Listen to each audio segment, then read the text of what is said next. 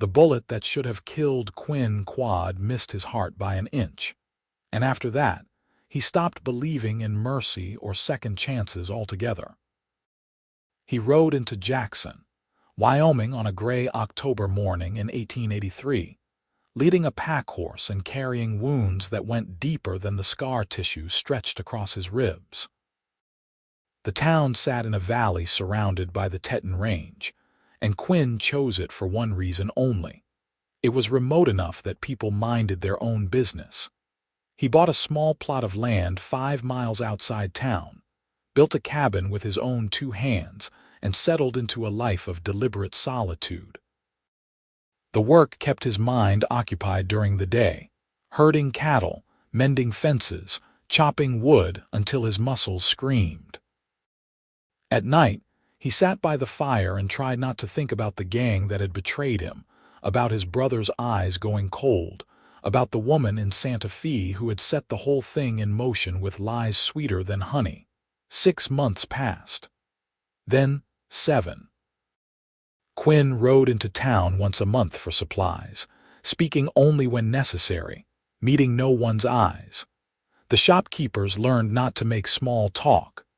The ranch hands drinking at the saloon learned not to invite him for a game of cards.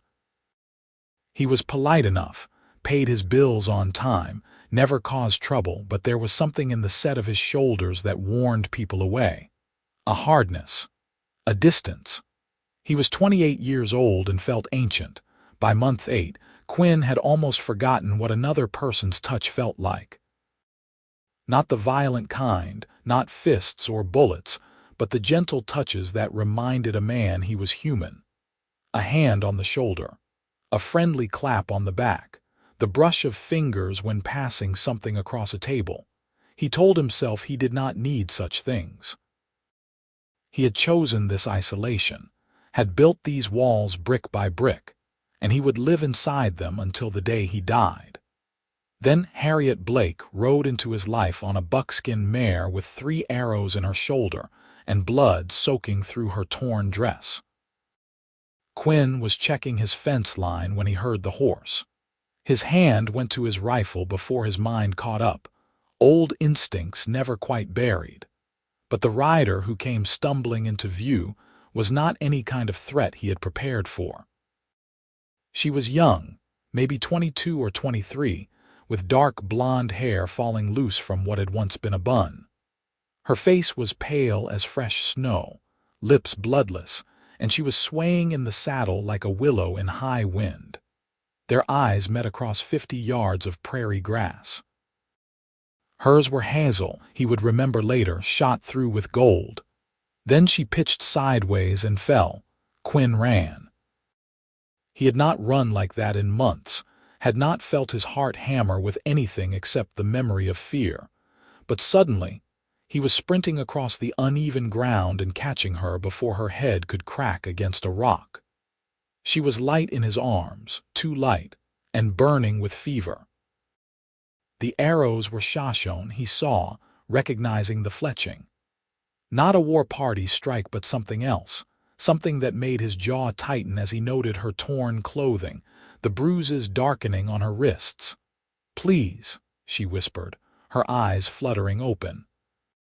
They fixed on his face with desperate intensity. "Please don't let them find me." "Who?" Quinn's voice came out rough from disuse. "My uncle. His men." Her hand reached up, fumbling, and her fingers wrapped around his wrist. Just that. Just her fingers on his bare skin where his sleeve had rolled back. The touch went through him like lightning, like falling, like something breaking open inside his chest. He stared down at where she held him, this stranger's hand on his arm, and felt 8 months of isolation crack apart. "I have you," he said, and his voice came out different, softer. "I have you." He carried her to his cabin and laid her on his bed, the only bed, the one he had built from pine logs. Her hand stayed wrapped around his wrist the whole way, even when she lost consciousness. Her fingers locked tight like she was drowning, and he was the only solid thing in a churning sea. Quinn had to pry her grip loose to work, and the absence of her touch felt like cold water. The arrows had to come out. He built up the fire, boiled water, found the whiskey he kept for medicinal purposes. His hands shook as he worked, and not just from the delicacy required. He had not been this close to another person in so long, had not seen another human being laid bare and vulnerable, had not been trusted with anything that mattered. She woke when he pulled the first arrow, her scream cut short as she bit down on the leather strap he had given her. Her eyes found his through the pain, and he saw her trying to focus, trying to stay present. Quinn worked as fast as he dared, his hands steady now, old skills returning.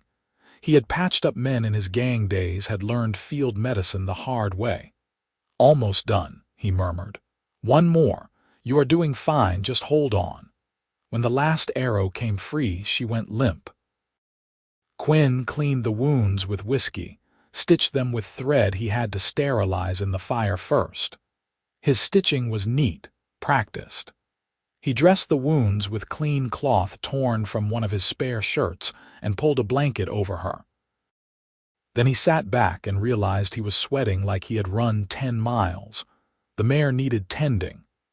Quinn forced himself to stand, to walk outside into the cooling evening air. His legs felt strange. Everything felt strange, like the world had tilted on its axis, and he had not noticed until just now. He unsaddled the buckskin, noting the quality of the tack, the excellent breeding of the horse itself. This was no settler's daughter fleeing outlaws. This was something else. He found her saddlebags and brought them inside. Going through someone else's belongings felt wrong, but he needed to understand what he was dealing with. The bags held 2 dresses, both expensive.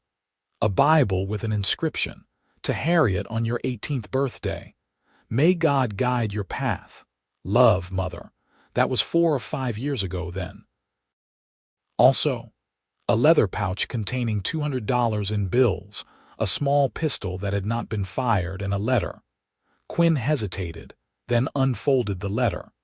It was dated 3 weeks prior, sent from Cheyenne. "Dearest Harriet, I received your telegram with great distress. I understand your desire to escape your uncle's household, but traveling alone is dangerous beyond measure. Wait for me. I am arranging affairs here and will come for you within the month. Do not do anything rash. Your safety means everything. With deepest affection, Catherine." So, a young woman fleeing a bad situation, trying to reach someone who cared for her, intercepted along the way. Quinn folded the letter and put it back. He looked at the woman sleeping in his bed, her face finally peaceful as the fever broke, and felt something he had thought dead stir in his chest. She slept through that night and most of the next day. Quinn sat in his chair by the fire, ostensibly working on mending a bridle, actually watching her breathe. He told himself he was just making sure she did not take a turn for the worse. He told himself the tightness in his chest was just worry for a wounded stranger. But when she stirred and her eyes opened, and she looked around the cabin with confusion that melted into recognition when she saw him, his heart did something complicated. "You are awake," Quinn said, unnecessarily. "You saved me." Her voice was hoarse. "I remember you caught me when I fell. You fell off your horse in my field, did not have much choice." She tried to sit up and gasped, her hand going to her shoulder. Quinn was on his feet before he thought about it, crossing to the bed. "Easy. You took 3 arrows. Stitched you up best I could, but you need to stay still." Harriet looked up at him, really looked, taking in his face for the first time. Quinn wondered what she saw. A man who had forgotten how to shave regularly, who had scars on his face and roughness in his manner, who lived alone in the middle of nowhere because he could not stand the thought of human company. But she did not look afraid. She looked grateful, and something else he could not name. "Thank you," she said. "I am Harriet Blake, Quinn Quade." "That is a good name," she smiled just a little. "Very cowboy. Despite everything, Quinn felt his mouth twitch, not quite a smile, but close. "You need water, food, if you can keep it down." He brought her water first, and when he held the cup to her lips because she was too weak to hold it herself, their fingers brushed. That same lightning strike, that same feeling of something fundamental shifting. Her eyes met his over the rim of the cup, and he saw that she felt it too. This strange electricity, this connection that made no sense between two people who had known each other less than a day. Over the next 3 days, Quinn learned her story. She told it in pieces, between fever dreams and waking moments of clarity. Her parents had died when she was 18, leaving her in the care of her uncle, Samuel Blake. He owned a large ranch near Laramie and had seemed kind enough at first, but kindness had curdled into something else. Control. Possession. When Harriet turned 21 and inherited her parents' money, her uncle had tried to marry her off to his business partner, a man twice her age who looked at her like she was property. She had refused. The business partner had not taken it well. Neither had her uncle, who stood to gain significantly from the union.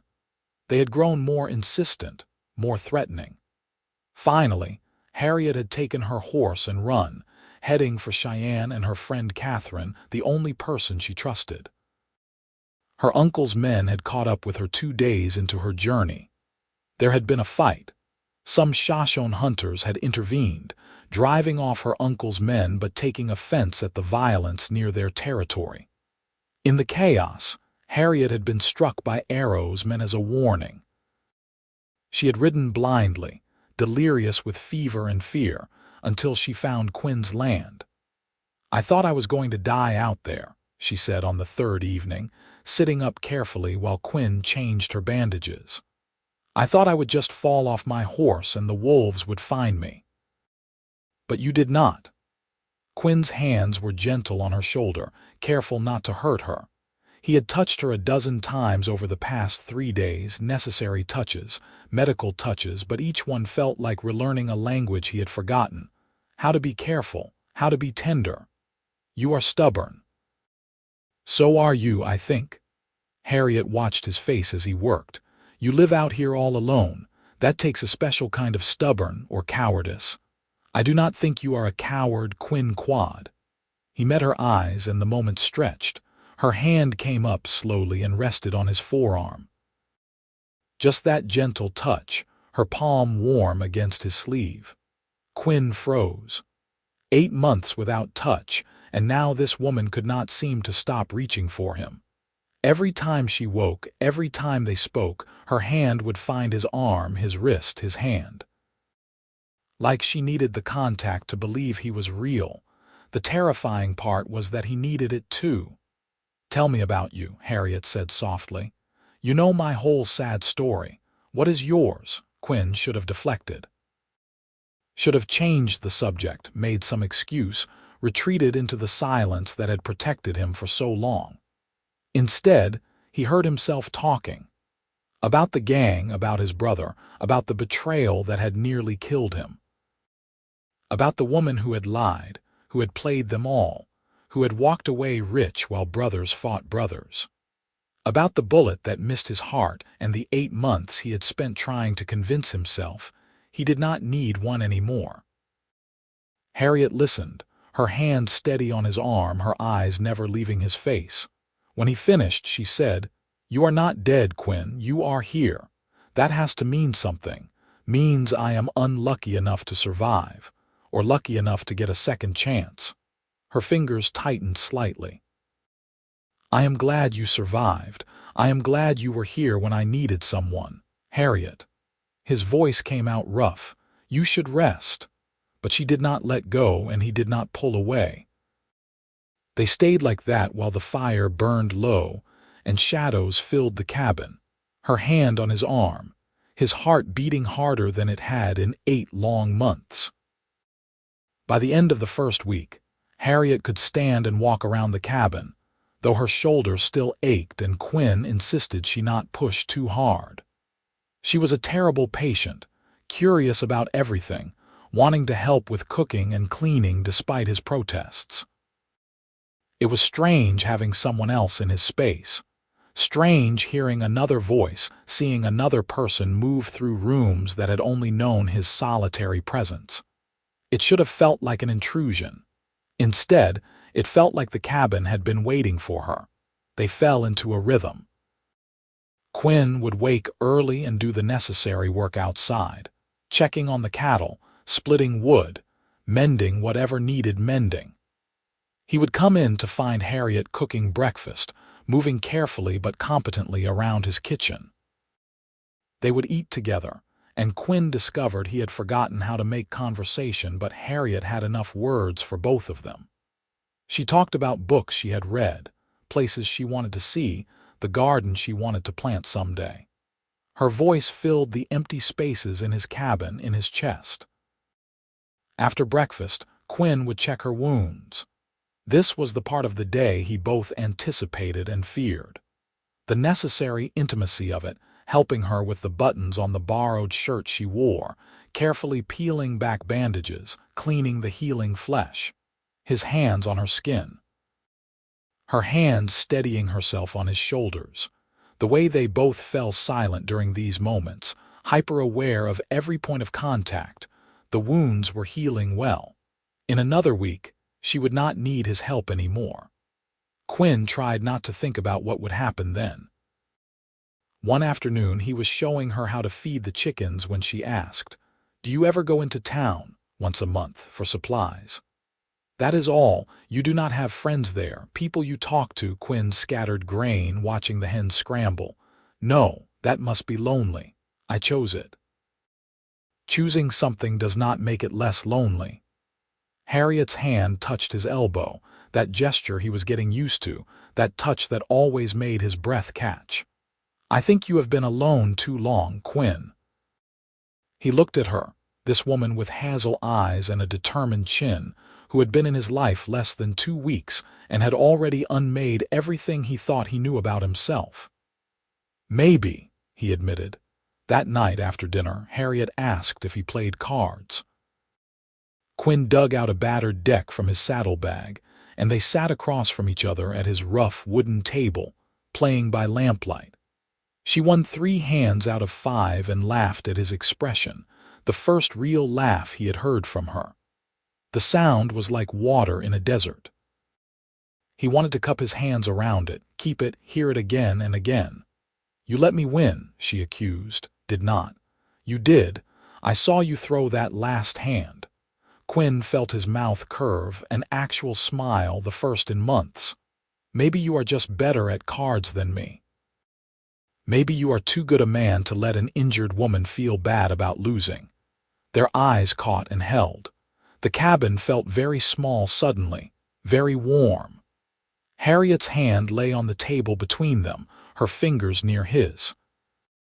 Quinn looked at that small distance, thought about crossing it, about taking her hand just to take it, not for medical reasons or to help her stand, but just because he wanted to know what it felt like to hold her hand in his. He pulled back instead, stood up. "It is late.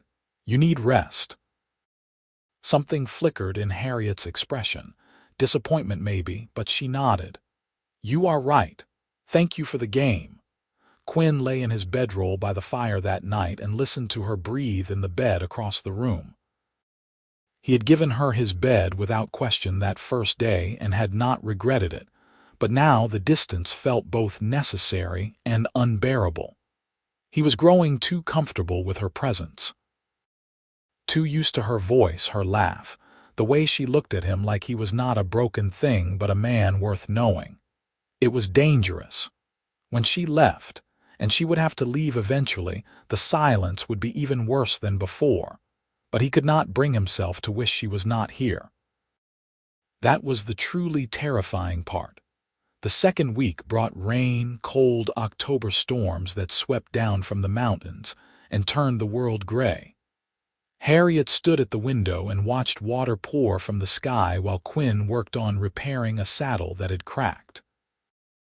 The cabin felt cozy with the fire crackling and the rain drumming on the roof.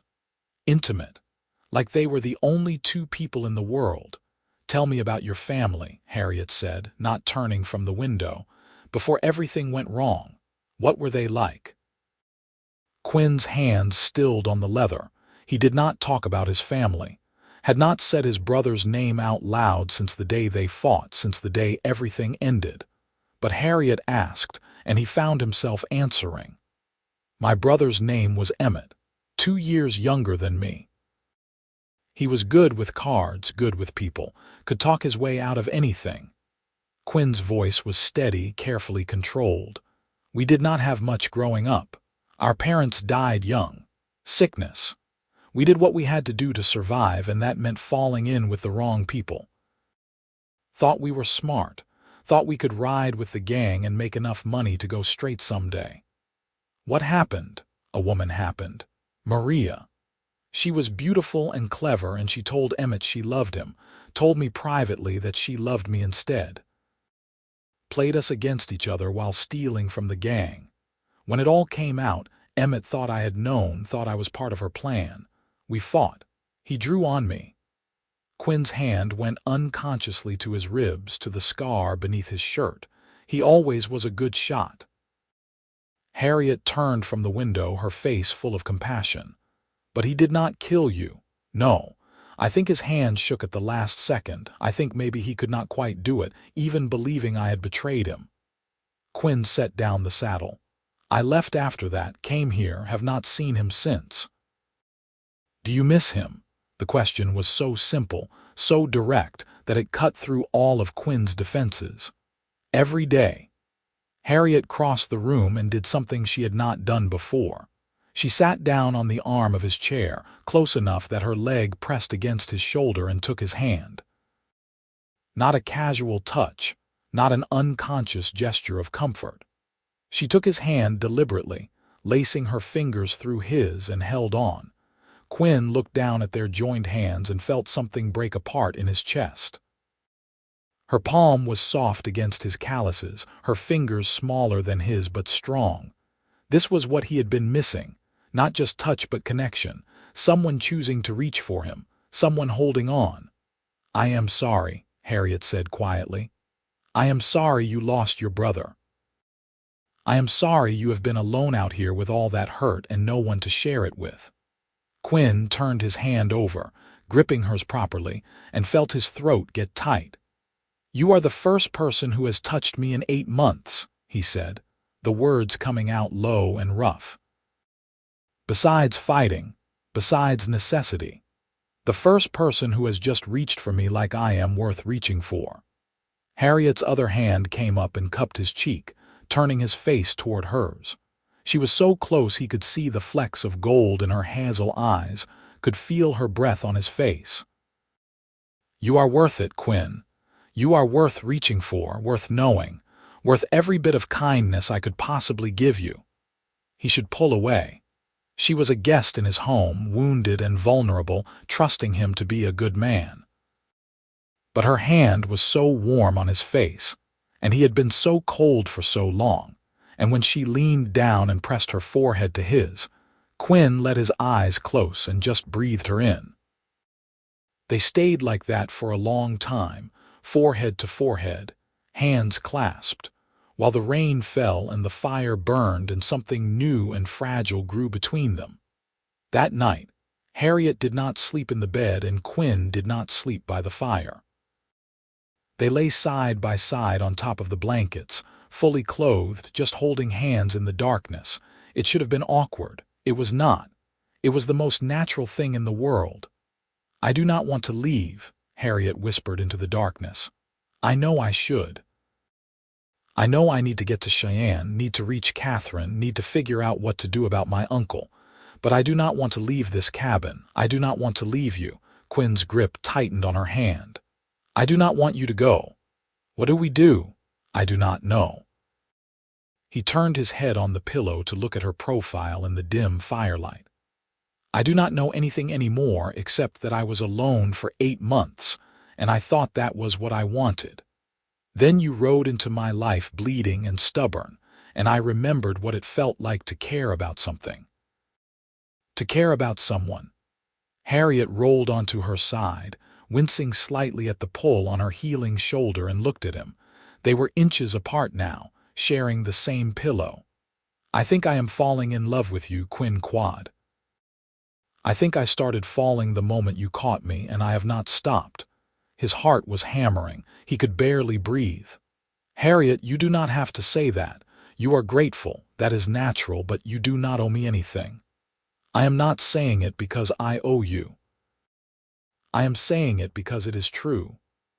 Her free hand came up and traced the scar on his cheekbone, a touch so gentle it made him shudder. "I see you, Quinn, not the man you were or the mistakes you made. I see who you are right now, and I am falling in love with that man. I am broken. So am I. Maybe we can be broken together and make something whole." Quinn closed the last few inches between them and kissed her. Soft at first, careful, asking permission. She made a small sound against his mouth and kissed him back, her hand sliding into his hair, pulling him closer. The kiss deepened, and Quinn felt 8 months of isolation, of deliberate numbness, shatter completely. This was what he had been missing. Not just touch, but this, the meeting of two people who saw each other clearly and chose each other anyway.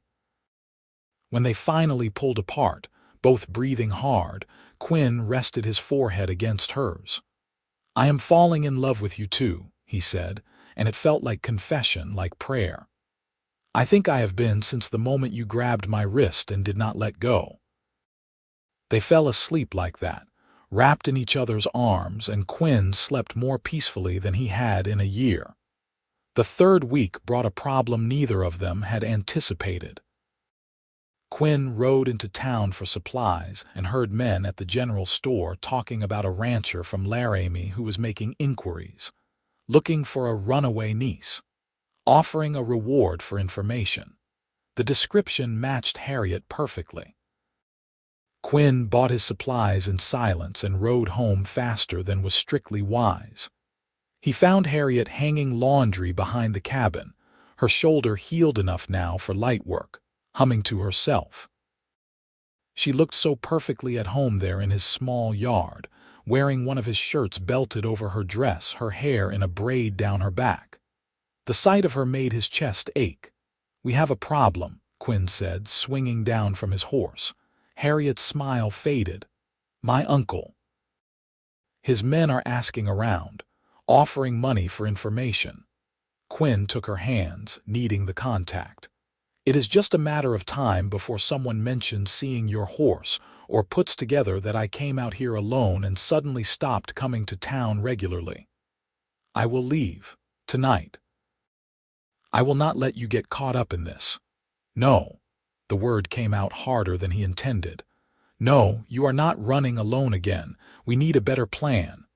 They went inside and sat at the table, still holding hands across the wood while they figured it out. The way forward was not simple, but it was clear. They would ride to Cheyenne together, find Catherine, and figure out a legal way to deal with Harriet's uncle. Once she was 21, he had no claim on her person, only on the inheritance her parents had left. A good lawyer could sort it out. But they needed to leave soon, and they needed to be careful. "There is another option," Quinn said slowly. "A way to make sure your uncle has no legal claim at all." Harriet looked at him questioningly. "You could marry me." The words hung in the air between them. Harriet's eyes went wide, her lips parting in surprise. Quinn rushed on. "It would solve the problem. A husband has more legal standing than an uncle. Your uncle could not force you to do anything, could not claim any right to make decisions for you. And I swear to you, Harriet, it would not be a trap or a cage. If you wanted to leave after, if you wanted your freedom, I would not stop you. But it would keep you safe." "Quinn," Harriet said softly, "are you proposing marriage as a legal strategy or because you want to marry me?" He met her eyes, those hazel eyes he had memorized in 3 short weeks. "Both. I want to keep you safe more than I want anything in this world, but I also want you to stay, Harriet. I want you to be my wife, to build a life here with me, to be the person I wake up next to every morning for the rest of my life, if you will have me." Tears spilled down her cheeks, but she was smiling. "Yes," she said. "Yes to all of it. The legal protection and the life together and waking up next to you. Yes, Quinn, I will marry you." He pulled her into his arms and held her like she was the only solid thing in a spinning world. She held him back just as tightly, her face pressed against his neck, and they stayed like that until the sun shifted across the floor. They were married 3 days later in Jackson by a circuit preacher who happened to be passing through. Quinn wore his cleanest shirt and Harriet wore one of the dresses from her saddlebag, pale blue with little buttons up the front. They stood in front of the preacher and spoke vows that felt more true than anything Quinn had ever said. To love and to cherish, to honor and to keep. Until death parted them, when the preacher said he could kiss his bride, Quinn cupped Harriet's face in his hands and kissed her like a promise, like a beginning. She kissed him back with tears on her cheeks and smiled against his mouth. "My husband," she whispered. "My wife," he answered, and the words felt like coming home. They registered the marriage at the town office, making it legal and binding. Quinn paid extra to have a copy of the certificate sent to the Laramie courthouse, just to be sure. Then they bought more supplies, loaded up both horses, and headed back to the cabin. Their cabin now. Their home. That night they consummated their marriage in the bed Quinn had built, the bed Harriet had first woken up in as a stranger and now claimed as a wife. It was tender and careful, both of them nervous, both of them determined to be gentle with each other. Quinn had not been with anyone since before the betrayal, and Harriet was a virgin, trusting him with something precious. He went slow, murmuring reassurances, telling her she was beautiful, that he loved her, that they had all the time in the world. When they finally came together, it felt like something sacred, a joining of more than just bodies but of two lonely souls who had found each other in the wilderness. Afterward they lay tangled together, skin to skin, and Quinn traced idle patterns on Harriet's back while she rested her head on his chest. "I never thought I would have this," Quinn said quietly. "After everything that happened, I thought I was done with feeling anything good. Then you literally fell into my life." Harriet propped herself up on her elbow to look at him, her hair falling around them like a curtain. "Do you believe in fate?" "I did not. But now I think maybe I do. How else do I explain you ending up in my field of all places in Wyoming? How else do I explain finding the one person who could make me want to be whole again?" She kissed him, slow and sweet. "We saved each other, I think. You saved my life and I saved you from loneliness. That seems fair."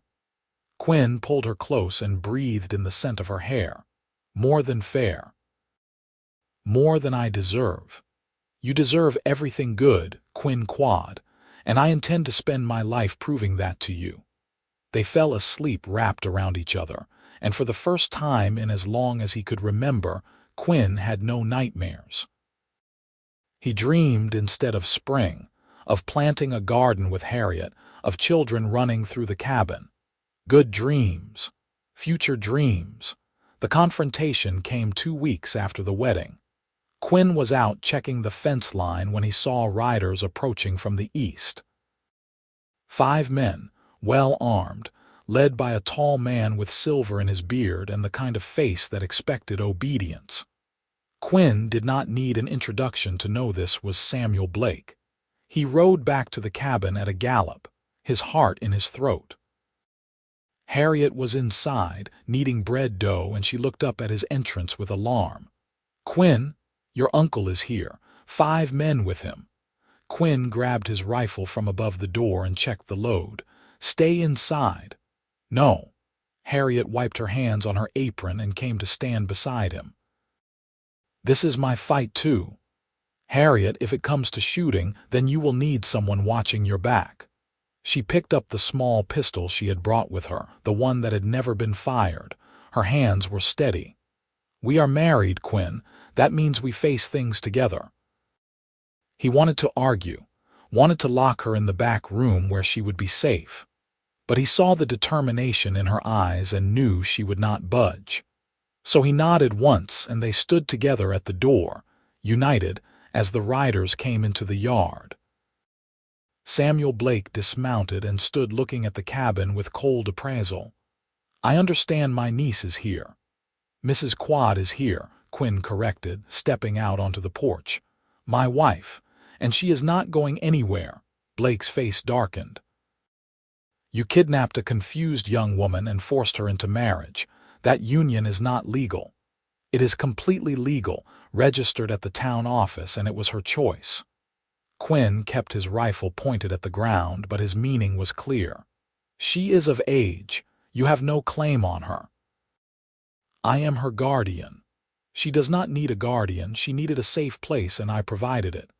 Quinn felt Harriet's presence behind him, a warmth at his back. "You should leave now." "Not without Harriet." "Yes," Harriet said, stepping forward to stand beside Quinn. "Without me." "I am not going back to you, Uncle.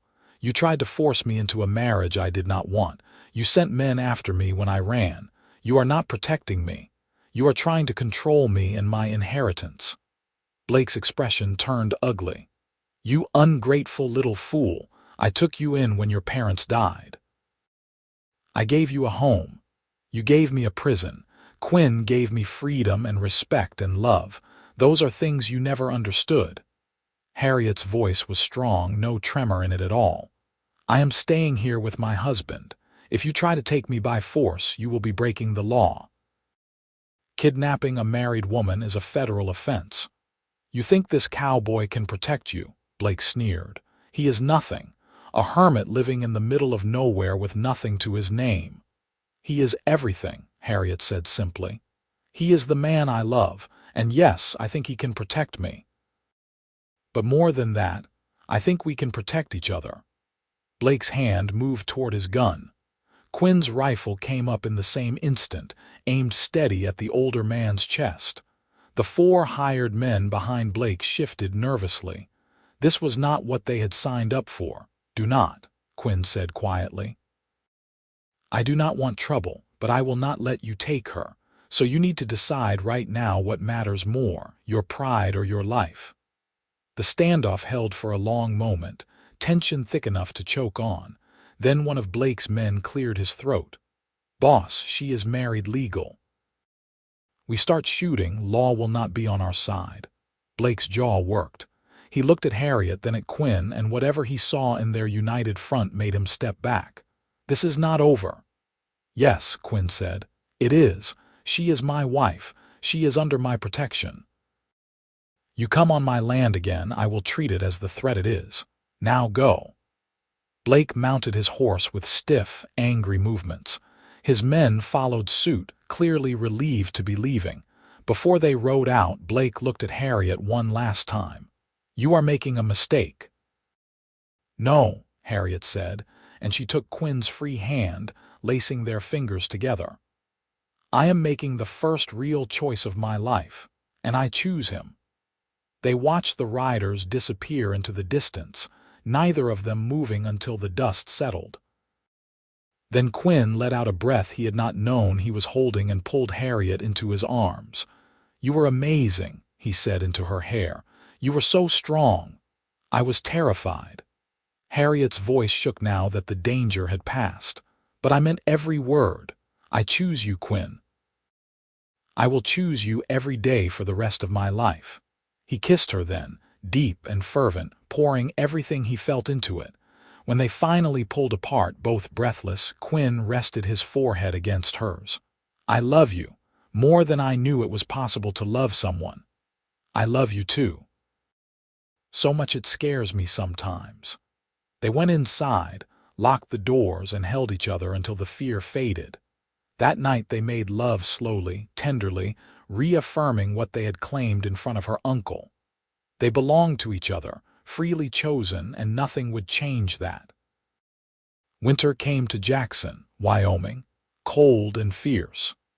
Snow piled high around the cabin, and Quinn taught Harriet how to feed the cattle in blizzard conditions, how to keep the pipes from freezing, how to survive when the world turned white. They were isolated even more than before, snowed in for weeks at a time, but neither of them minded. They had each other. On cold nights, they lay in bed and talked for hours. Quinn told stories about growing up rough, about the good times before everything went wrong. Harriet told him about her childhood, her parents who had loved her fiercely, the books she had hidden under her bed at her uncle's house and read by candlelight. They played endless games of cards and checkers. They cooked together, cleaned together, did all the mundane tasks of living that felt special when done side by side. Quinn realized he was happy. Genuinely, thoroughly happy in a way he had never been before. Even in the good times with the gang, there had always been an edge of anxiety, a knowledge that they were living on borrowed time. This was different. This was peace. Waking up with Harriet in his arms, watching her move around the cabin humming to herself, sitting across from her at meals and catching her eye and sharing a smile. These small domestic moments filled him up until he thought his heart might burst. "I was thinking," Harriet said one evening in January, curled against his side while the fire crackled.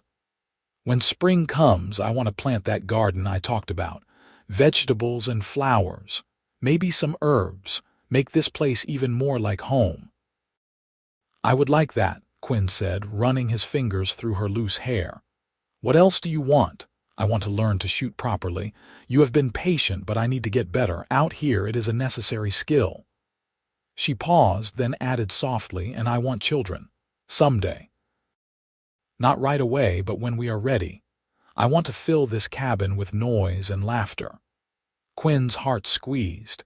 He had not let himself imagine that far into the future, had not dared to hope for so much. "How many children?" "3 or 4. Enough to keep us busy, but not completely overwhelmed." Harriet tilted her head back to look at him. "What do you think?" "I think you have given me a future I did not know I could have." He kissed her forehead, her nose, her lips. "And yes, yes to all of it, the garden and the shooting lessons and the children. Let us build that life, Harriet. Let us build everything." She kissed him back and they made love there by the fire, slow and sweet, celebrating the future they were planning together. In February, a letter arrived from Catherine in Cheyenne. It had been forwarded from Jackson and had taken weeks to reach them. Harriet opened it with shaking hands while Quinn stood by her shoulder, reading over her. "Dearest Harriet, I received word of your marriage from the most unexpected source, your uncle's lawyer who was making inquiries. I confess I was shocked at first, but the lawyer's description of Mr. Quade and the obvious care with which your marriage was registered has eased my concerns. I hope you are well. I hope you are happy. I hope this cowboy of yours is worthy of you, though I suspect anyone you chose would be. Please write when you can. I miss you terribly and want to hear every detail. With love always, Catherine." Harriet laughed, the sound bright with relief and joy. "She approves, or at least she is willing to give you a chance." "High praise," Quinn said dryly, but he was smiling. "You should write her back. Tell her we are well. Tell her you are happy." "I am. So happy I sometimes cannot believe it is real." Harriet turned in his arms and wrapped hers around his neck. "Thank you for giving me this life, Quinn. You gave it to me first. The day you held my hand and did not let go."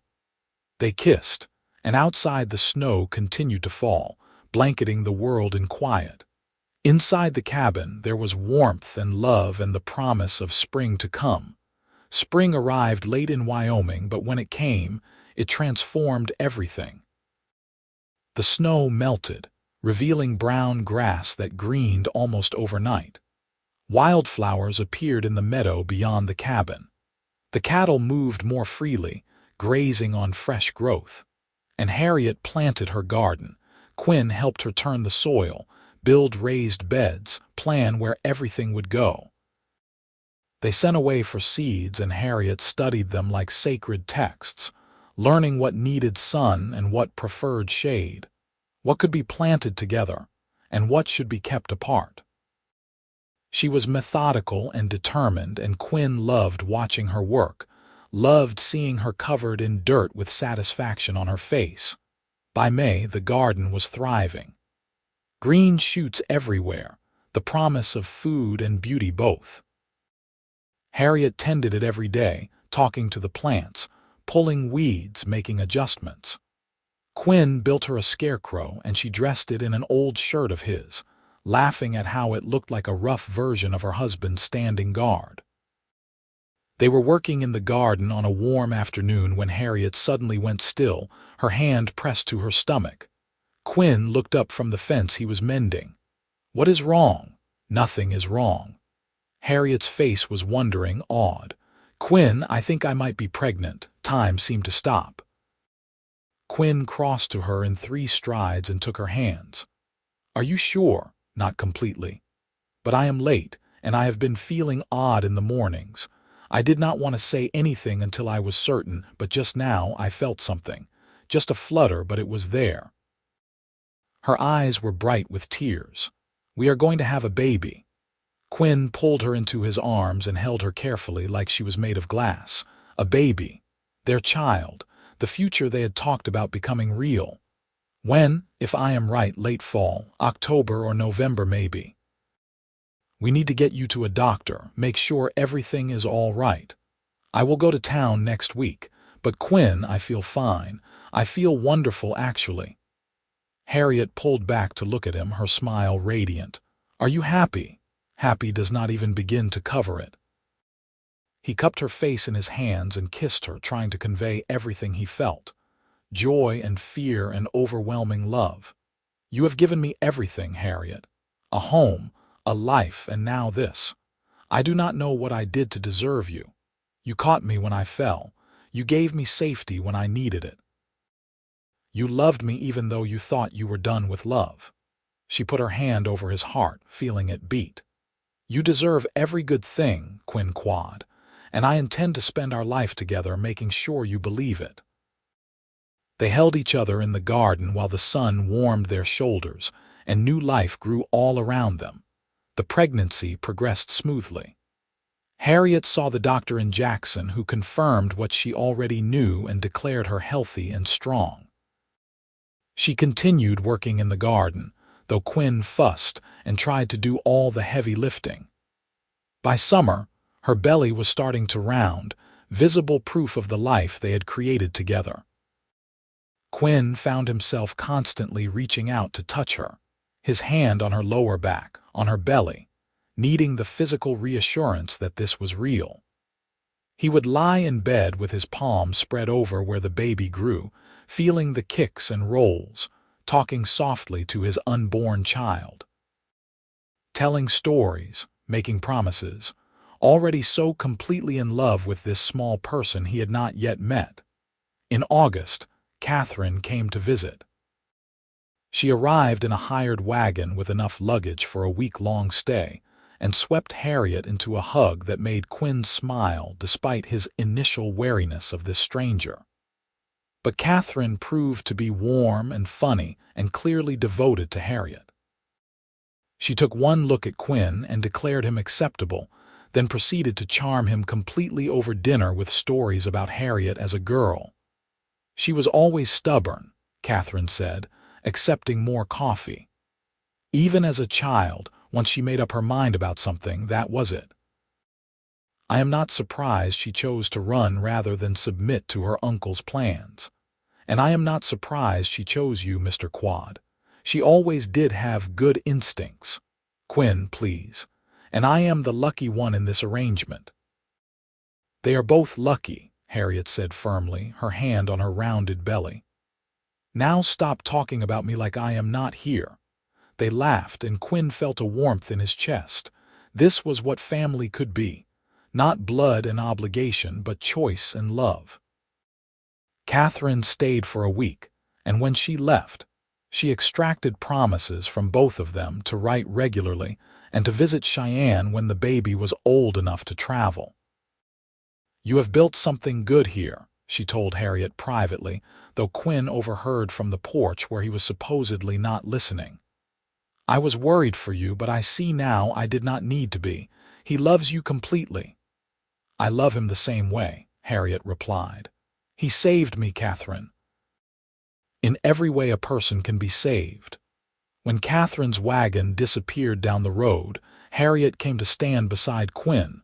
He put his arm around her, his hand automatically going to her belly where the baby was active, kicking against his palm. "She approves," Harriet said. "I am glad. Her opinion matters to you. Yours matters more." Harriet turned into his embrace, resting her head against his chest. "You and this baby are my whole world now. You are mine," Quinn said simply. "Everything good in my life started the day you fell off your horse in my field." They stood like that as the sun set, casting the valley in gold and pink light, and Quinn thought about how far he had come. From a man who had given up on connection, who had isolated himself in grief and betrayal, to a husband and soon-to-be father standing in front of a home full of love. It felt like a miracle. It felt like more than he deserved. But Harriet was right. He was learning to believe he was worthy of good things, learning to accept happiness when it was offered. In late October, on a cold, clear night with stars bright overhead, Harriet went into labor. Quinn had been preparing for this moment for months, but when it actually happened, he found himself terrified in a way he had not been since the day his brother shot him. This was different, though. This was not fear for himself, but for Harriet, for the baby, for these two people who meant more to him than his own life. He rode to town and brought back the midwife, Mrs. Carson, a capable woman in her 50s who took one look at Harriet and declared everything was progressing normally. She shooed Quinn out of the bedroom and he paced the main room like a caged animal, listening to Harriet's breathing change, hearing her occasional cries of pain, feeling utterly helpless. "Mr. Quade," Mrs. Carson called after what felt like days but was probably only hours. "Come meet your son." Quinn burst into the bedroom and stopped dead. Harriet was propped up in bed, sweaty and exhausted and more beautiful than he had ever seen her. In her arms was a tiny bundle, red-faced and squalling. His son, their son. "Come here," Harriet said softly. "Come meet him." Quinn crossed to the bed on shaking legs and sat carefully on the edge. Harriet shifted the baby into his arms and Quinn looked down at the small face, the tiny fists waving, the eyes squeezed shut against the lamplight. Something in his chest cracked open, a place he had not even known was closed, and tears spilled down his face. "He is perfect," Quinn managed. "Harriet, he is perfect. He has your nose," Harriet said, smiling, "and I think he will have your stubbornness. Poor child." Quinn could not stop looking at his son, memorizing every detail. What should we name him? They had discussed names over the past months but never settled on one. Now, holding his child, Quinn knew what felt right. "What about Emmett, after my brother?" Harriet's eyes softened. "I think that is beautiful. Emmett Quade. A new beginning named for family." "Emmett," Quinn said to the baby, who had stopped crying and was now regarding him with unfocused dark eyes. "I am your father, and I promise you I will spend every day of my life making sure you know you are loved. You and your mother are everything to me. Everything." The baby made a small sound, almost like agreement, and Quinn laughed through his tears. He looked at Harriet, who was watching them with such love on her face, and felt his heart fill to overflowing. "Thank you," he said. "For him, for our life, for not letting go of my hand that first day. Thank you for saving me." "We saved each other," Harriet said, reaching out to touch his face. "Now we get to build the rest of our lives together, the three of us." Quinn leaned down and kissed her, gentle and reverent, then looked back at his son. Their son. The future made flesh. Mrs. Carson left in the morning after ensuring Harriet was recovering well and showing Quinn how to help with the baby. The next days were a blur of sleepless nights and constant feedings, and learning how to care for this tiny person who depended on them completely. But even exhausted, even fumbling through tasks he had never done before, Quinn had never been happier. He loved watching Harriet with Emmett, the natural way she held him, the songs she sang, the absolute devotion in her eyes. He loved holding his son in the rocking chair he had built, feeling the small weight of him, the trust implied in the way Emmett would fall asleep on his chest. These quiet domestic moments were everything. Winter came again, their second winter together, but this time the cabin was not quiet. Emmett filled it with cries and coos and eventually, as he grew, with laughter. Quinn had forgotten the isolation of that first winter, that cold, desperate loneliness. He could barely remember being that man at all. On a snowy evening in December, Quinn sat by the fire with Emmett in his arms while Harriet made dinner. The baby was 3 months old now, starting to smile, to track movement with his eyes, to be a person rather than just a bundle of needs. Quinn was telling him a story, making up nonsense about brave cowboys and beautiful maidens, when Harriet came to sit beside them. "Do you remember the first time I held your hand?" she asked. "Of course. You grabbed my wrist when you fell, would not let go even when you passed out." "I was so scared," Harriet said softly. "Scared I was going to die, scared of my uncle, scared of everything. But then you caught me and something in me just knew, this person will keep me safe. This person I can hold on to." She looked at their son, then at Quinn. "I was right. You saved me too," Quinn reminded her. "I was so lost, Harriet, so convinced I was better off alone.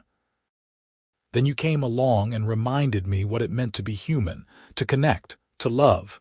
We were both lost. Then we found each other." She leaned her head on his shoulder, her hand covering his where it rested on Emmett's back. "I think about that sometimes. What would have happened if I had ridden a different direction, if I had made it to Cheyenne, if you had not been checking your fences that day? All the tiny chances that led us to each other." "Fate," Quinn said. "Has to be. Nothing else makes sense."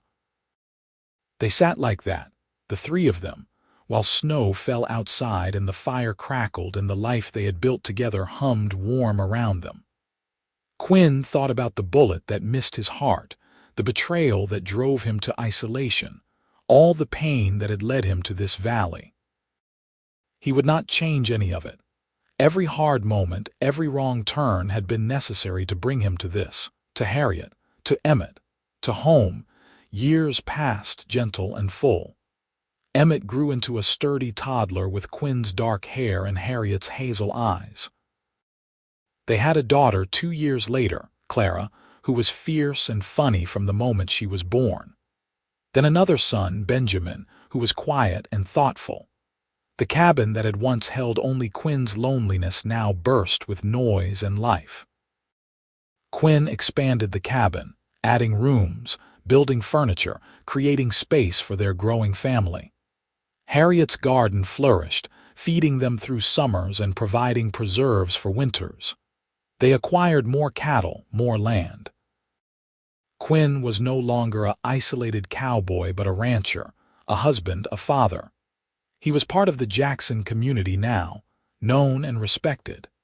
He had friends, people he spoke to at the general store, neighbors who helped during difficult times, but his favorite moments were still the quiet ones. Holding Harriet's hand across the dinner table while their children chattered. Walking through the garden in the evening with her beside him. Lying in bed at night with her head on his shoulder, talking about the day, making plans for tomorrow. "I never get tired of touching you," Harriet said one night, her fingers tracing patterns on his chest. They had just made love, the children all asleep in their own rooms, and the intimacy felt both familiar and miraculous. "After all these years, I still reach for you constantly." "I still need it," Quinn admitted. "Every touch reminds me I am not alone anymore, that I have you. You will always have me." She propped herself up to look at him, her hair falling around them. "Until we are old and gray and our grandchildren are running around this ranch. I will still be holding your hand, Quinn Quade. Promise, promise." She kissed him soft and sweet. "You are stuck with me. Best fate I could ask for." On their 10th anniversary, Quinn took Harriet back to the spot where she had fallen off her horse, where their story had begun. It was summer, the grass tall and wildflowers blooming everywhere. He held her hand as they walked, their fingers intertwined, a gesture so natural now they did not even think about it. "I was dying when I came here," Harriet said, looking around, "bleeding and terrified, and you caught me." "You were falling and I caught you," Quinn agreed. "Then you held my hand and I did not want to let go, still do not want to let go." "Then do not." Harriet turned to face him, both her hands in his now. "Let us keep holding on through everything, no matter what comes." "Deal," Quinn said, and kissed his wife in the place where their life together had started. They walked back to the cabin as the sun set, hand in hand, and their children came running to meet them. Emmett, now 10 and tall for his age. Clara, 8 and fierce. Benjamin, 6 and gentle. They swarmed around their parents, talking over each other, full of news about the day. Quinn scooped up Benjamin while Harriet took Clara's hand, and they all walked together back to the house that was full of light and love. That night, after the children were in bed, Quinn sat on the porch with Harriet tucked against his side. The stars were bright overhead, the same stars that had shone the night Emmett was born, the night Quinn had first held his son and understood what it meant to have a future worth fighting for. "I was thinking," Harriet said, "maybe we should write our story down for the children, so they know how we found each other. They know, we tell them all the time. But when we are gone, I want them to have it, the whole story. How a lonely cowboy and a runaway woman found each other in the middle of nowhere and built this life." She gestured at the ranch, the land, everything they had created. "I want them to know that love is worth fighting for, worth believing in." Quinn pulled her closer, kissed the top of her head. "Then we will write it, together. Every detail from the moment you fell off your horse to right now. What should we call it? The cowboy and the runaway?" Quinn smiled. "Or maybe the day she held my hand and I did not want to let go." Harriet laughed. "That is perfect because it is true. You never did let go." "Never will," Quinn promised, and he tightened his hand on hers, that simple connection that had saved them both, and they sat together under the stars while the life they had built hummed warm around them. 20 more years passed. Quinn's hair went gray at the temples, then silver. Harriet's face gained laugh lines and sun creases. Their children grew up strong and good. Emmett became a rancher like his father, taking over more of the work as Quinn's body began to slow. Clara married a teacher from town and opened a school on the ranch for local children. Benjamin became a veterinarian, caring for animals across the county. And through it all, Quinn and Harriet held hands, walking through the garden she still tended, sitting on the porch in the evenings, lying in bed at night, fingers intertwined even in sleep. The simple touch that had started their love story remained its constant thread. When their first grandchild was born, Emmett's son, Quinn held the baby with tears in his eyes and remembered holding his own son 30 years before. The same overwhelming love, the same sense of connection and responsibility. He passed the baby to Harriet and watched her coo at him and felt his heart expand even further. "We made this," he said softly. "All of this. Our children, our grandchildren, this entire life. It all started because you grabbed my wrist and did not let go." "Best decision I ever made," Harriet said, smiling at him over their grandson's head. "Holding on to you." More grandchildren came. The ranch grew and prospered.